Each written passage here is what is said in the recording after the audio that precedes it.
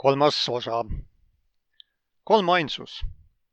Enne kui süveneme Piibli kuulutusse Jumala kohta, anname ülevaate sellest, kuidas kolmainsust määratletakse, sest kogemused on näidanud, et sellest õpetusest on käibel palju arusaamu.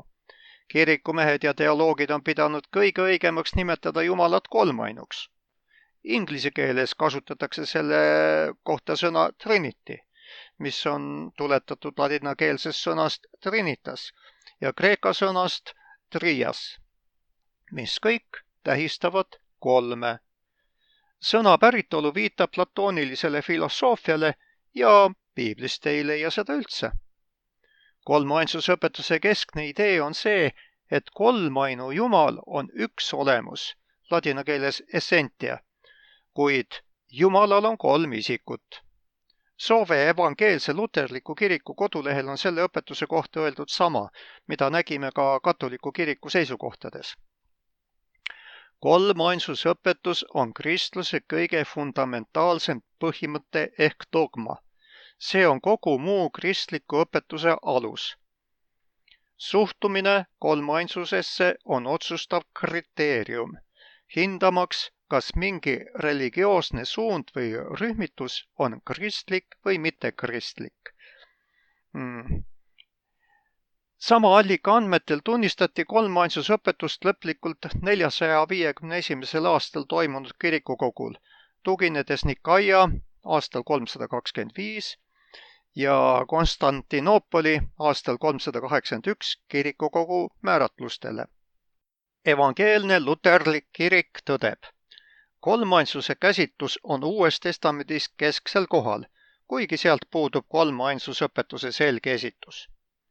Selleks, et õigesti võrrelda kolmainsusõpetus Piibli ilmutusega, on vaja piisavalt hästi mõista, mida mõeldakse püha kolmainsuse saladuse all.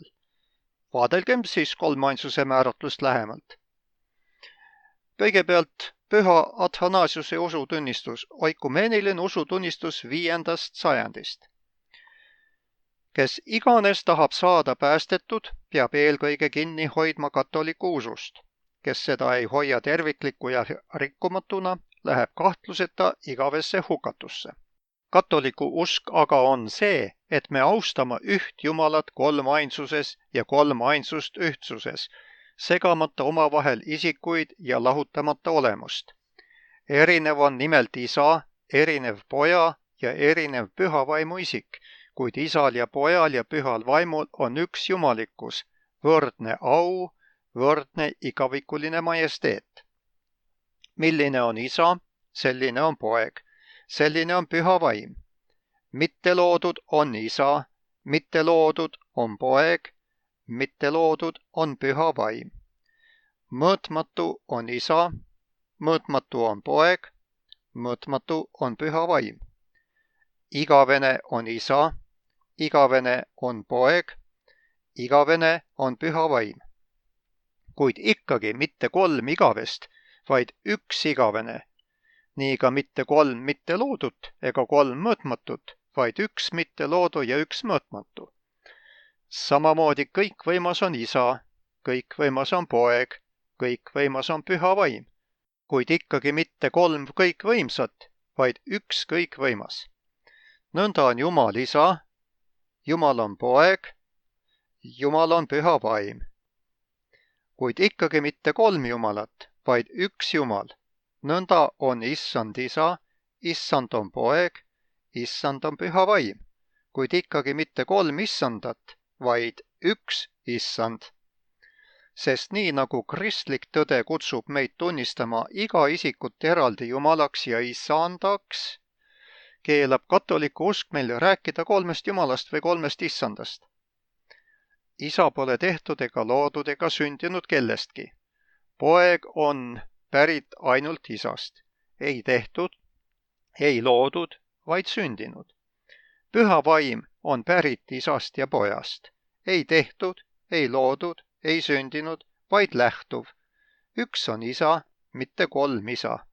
Üks on poeg, mitte kolm poega. Üks on püha vaim, mitte kolm püha vaimu. Ja selles kolmainsuses pole midagi varem ega hiljem, midagi väiksem või suurem, vaid kõik kolm isikut on ühtmoodi igavikulised ja omavahel võrdsed. Nii et kõiges, nagu juba eelpool öeldud, tuleb austada nii ühtsust kolmainsuses kui ka kolmainust ühtsuses. Kes seega tahab saada päästetud, mõelgu kolmainsusest niimoodi. Tõlge eesti keelde isa Ivo Õunpuu. Interneti aadress katolikuopetus.ee /puha/Athanasiuse/usutunnistus. See võib tunduda keeruline, kuid ometi on vaid pinnavirvendus neist küsimustest, vaidlustest ja probleemidest, mida kolmainsuse määratlus on kogu kiriku ajaloo jooksul tõstatanud. Kolmainsus on aga jäänud müsteeriumiks ja mida rohkem sellesse süveneda, seda keerulisemaks see muutub. Kolmainsusõpetusega seoses kasutatakse palju piiblist pärit sõnu, kuid neile on antud teistsugune tähendus kui piiblis. Lisaks on sinna segatud filosoofilisi mõisteid, mis on otseselt piiblivälised. Katoliku kirik väljendab seda järgmiselt. 251. Sõnastamaks trinitaarset õpetuslauset pidi kirik filosoofia mõistetest substants, isik või hüpostaas, suhe välja arendama sobiva terminoloogia. Seeläbi ei allutanud ta usku inimlikule tarkusele, vaid andis neile mõistetele uue, seni olematu mõtte, et need oleksid võimelised väljendama sõnul seletamatut müsteeriumi, mis on nii-öelda lõpmatult üle kõigest, mida me inimese kombel taipame. Katoliku kiriku katekismus, 1. osa, 2. lõik.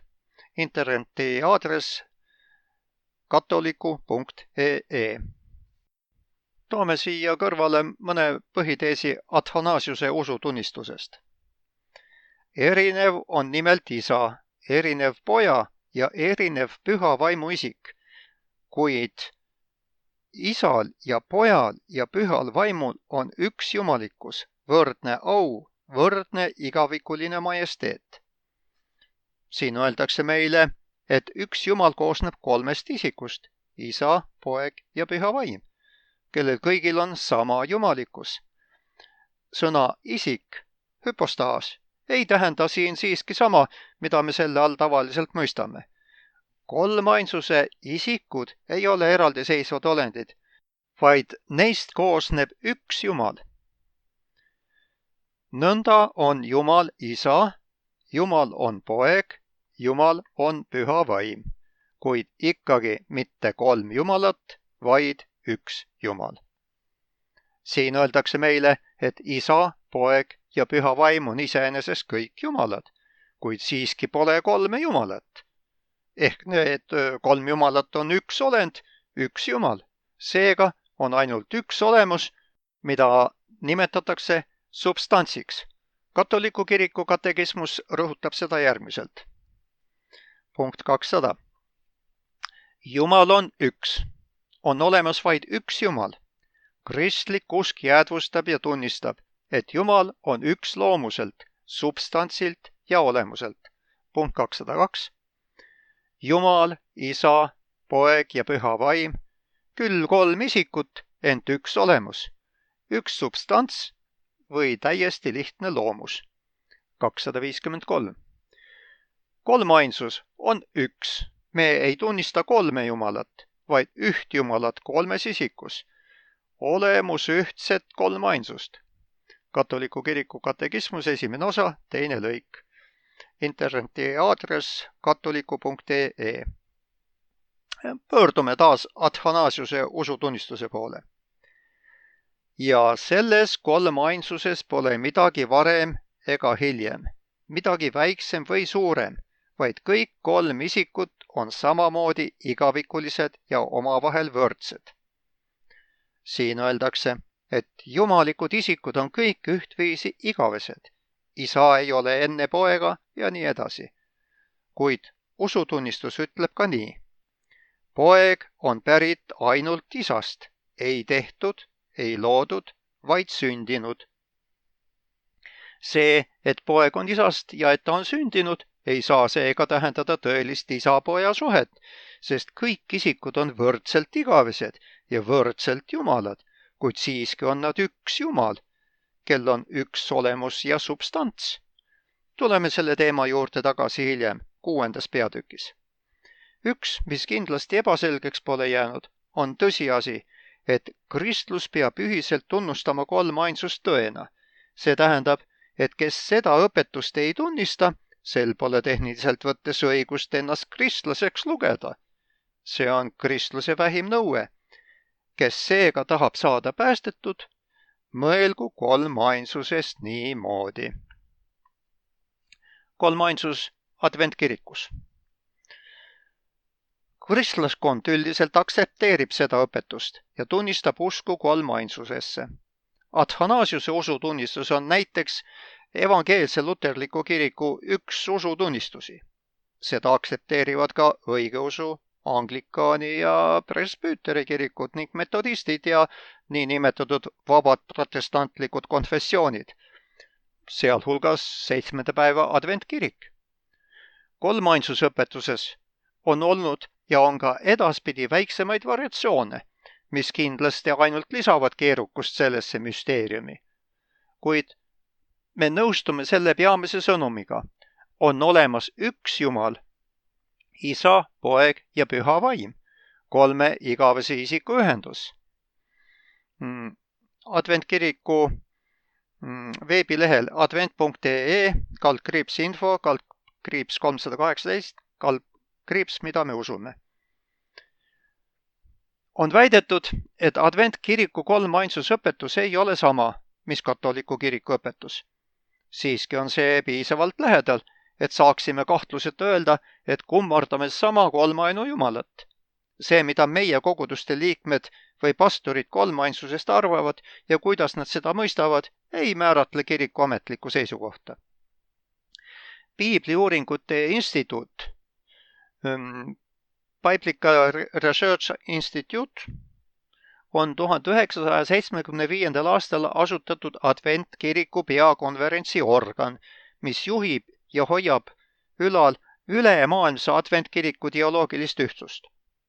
See on meie teoloogia autoriteetne institutsioon, kelle avaldused ja seisukohad esindavad adventkiriku ametlikku suunda. Järgmised PRI tsitaadid, see tähendab selle Piibliuuringute instituudi tsitaadid näitavad, et adventkiriku ametlik seisukoht ja õpetus kolmainsuse kohta on kooskõlas peavoolukristlusega. Tsitaadid pärinevad ingliskeelsetest allikatest, kuid tuleb märkida kahte asjaolu.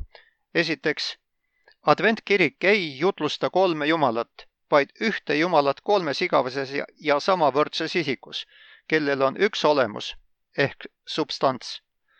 Teiseks ütleb adventkirik, et tema õpetus Jumalast on kooskõlas kristluse peamiste usutunnistustega, nagu apostliku usutunnistus ning Nikaia ja Konstantinoopoli kirikukogude määratlused. Ja siin on nüüd inglisekeelne tekst. We do not believe in three gods, but one God in three persons. These three personalities participate in one substance. In the divine unity there are three, co-eternal and co-equal persons, who, though distinct, are the one undivided God. Reflections, pg 9, BRI, July 2008. Seventh-day Adventist Church, Nature of God. A reading of the above statements will show that with respect to their doctrine of God, Seventh-day Adventists are in harmony with the great creedal statements of the Christendom, including Apostles' Creed, Nicaea, 325, and the additional definition of faith concerning the Holy Spirit as reached in Constantinople, 381. George W. Reed, Seventh-day Adventists. A brief introduction to their beliefs, pg 6, BRI. Adventkirik tunnustab seetõttu ametlikult sama Jumalat nagu teised kristlikud usutunnistused, kes tunnustavad kolmainsust. Ülaltoodud väidete keelgi on peaaegu sama, mis katoliku kiriku katekismuses. Adventkirik tunnistab sama Jumalat kui Rooma katoliku kirik, aktsepteerib samu määratlusi ja tegutseb nendega kooskõlas. Järgmised pildid näitavad, kuidas Rooma katoliku kirik ja adventkirik kirjeldavad oma arusaama kolmainu jumalast. Näeme, et nende põhimõte on sama. Siin on sellised kaks pilti, kolmnurksed, kus on niimoodi, et isa ei ole poeg, isa ei ole püha vaim ei ole poeg ei ole püha vaim, kuid poeg on Jumal, püha vaim on Jumal ja isa on Jumal. Jumal on siis nii-öelda selle kolmnurga keskel. Ja samasugune, kuid natuke teise kujundusega pilt adventkiriku materjalidest. Triteism. Kolmainsuse õpetus on monoteistlik Jumala käsitlus. See määratleb Jumalat kui üht, kuigi ei suuda täpselt selgitada, kuidas need kolm isikut saavad olla üks. Üks variatsioon ja selgitav mudel isa, poja ning püha vaimu isikute kohta on, et nad kõik on eraldiseisvad individuaalsed olendid. Kuna nad aga kõik on jumalad, siis tulemuseks on paratamatult kolm jumalat. Seda nimetatakse kolme jumala õpetuseks ehk triteismiks. See arusaam on piibli valguses selgelt problemaatiline. Kuna 7. päeva adventismi juured ei ole kolmainsuses, adventkiriku pioneerid lükkasid selle õpetuse tagasi kui piiblile mitte vastava, ei ole adventkiriku kolmainsuse teoloogial pikki traditsioone. Seetõttu on meie kirikus esinenud ja esineb ka praegu triteismile omaseid või sellele väga lähedasi mõisteid ning õpetusi. Selge näite selle kohta võib leida raamatust Mida me usume ehk adventkiriku põhitõed lastele kergesti mõistetaval viisil. Vaatame, kui lihtsalt doktor Jerry D. Thomas seda õpetust lastele kirjeldab. Võiks arvata, et see ongi nii lihtne, et aitab täiskasvanutel asjast selgelt aru saada. Lehekülgedel 12-13 õpetatakse, et Jumal on kolm isikut. Kui ma räägin Jumalast, siis ma räägin kolmest isikust. Jumalast, Isast, Jeesusest, kes on tema poeg, ja pühast vaimust. Nad tegutsevad koos kõiges, mida nad teevad, ja nad armastavad kõike ja kõiki sama armastusega. Nad kõik armastavad meid kõiki ja tahavad, et elaksime igavesti koos nendega taevas. Nii nagu kõis on valmistatud kolmest kokku punutud nöörist, nii koosneb üks Jumal kolmest koos töötavast isikust. Kuna nad tegutsevad koos ja mõtlevad ühel meelel, peame neid üheks Jumalaks. Nemad olid need, kes ütlesid, teeme inimese, teeme ta Jumala pildina ja meie enda sarnasena. Ta, sulgudes Jumal, on nii võimas, nii tore ja nii imeline, et me ei suuda isegi ette kujutada, milline ta välja näeb või mida ta teha suudab. Sulgudes nõuanded õpetamiseks. Proovige koos lastega ette kujutada, milline loomine välja nägi. Kas Jumal isa ja püha vaim naersid, kui Jeesus lõi kaelkirjakud? Kas Jeesus üllatas neid jõehobudega? Kolmainsusõpetus ei ole lihtne.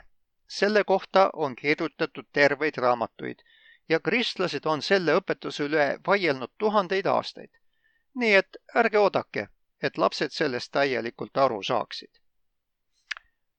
Raamatu autor ütleb, ärge oodake, et lapsed kolmainsust täielikult mõistaksid. Aga kas autor ise mõistis kolmainsust täielikult? Ei, ta ei mõistnud seda üldse. Tsitaatidest on selgelt näha, et lastele õpetatakse kolme eraldiseisva Jumala olemasolu, triteismi. Kokkuvõttes öeldakse veel kord, kuna nad tegutsevad koos ja mõtlevad ühel meelel, peame neid üheks Jumalaks. Jerry D. Thomas, Mida me usume ehk adventkiriku põhitõed lastele kergesti mõistetaval viisil. Kui on kolm olendit, kes tegutsevad koos ja mõtlevad ühtemoodi, ei saa selline üksmeel neid siiski üheks olendiks teha.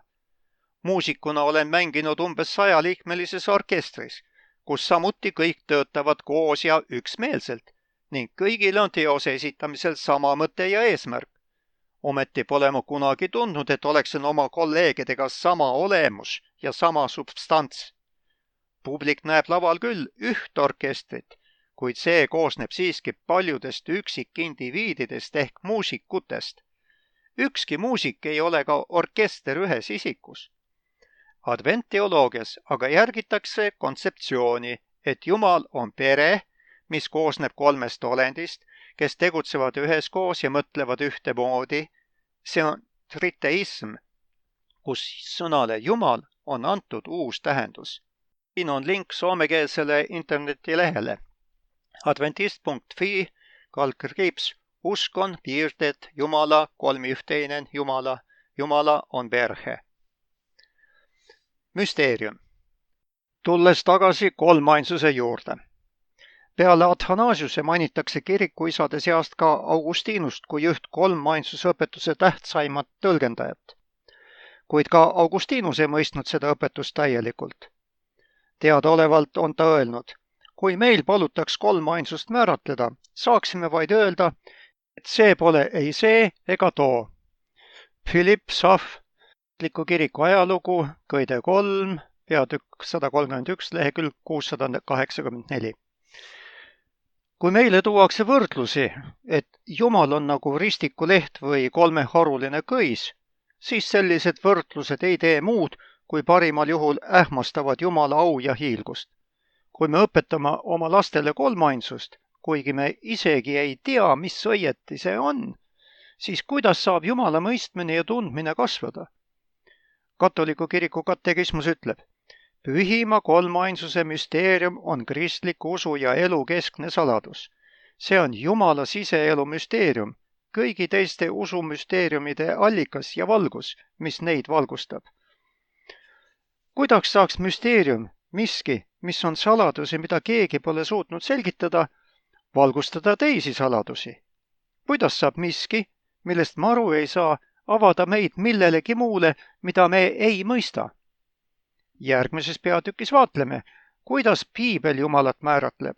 Samas on hea kolmainsuse määratlust oma teadvuses hoida, kuigi soovin, et saaksime unustada kogu selle koorma, mida see kaasa toob, ning suudaksime võtta vastu piiblisõna otse kui puhtalt lehelt. Ja nüüd kokkuvõtte räägitust. Kolmainsusõpetuse sõnavara ühendab piibli ja filosoofia mõisteid. Kolmainsus on katoliku kirikus aktsepteeritud õpetus, mis põhineb varaste kirikukogude määratlustel. Kolmainsus on müsteerium, mida ei ole võimalik täielikult mõista. Kolmainsus on siiski kristluse vähim nõue. Adventkirik osana peavoolu kristlusest aktsepteerib ametlikult kolmainsusõpetust. Adventkirik õpetab erinevaid kolmainsuse kontseptsioone, kuna selle kolmainsuse teoloogial puuduvad traditsioonid. Piiblis ei nimetata Jumalat müsteeriumiks, meid kutsutakse teda tundma.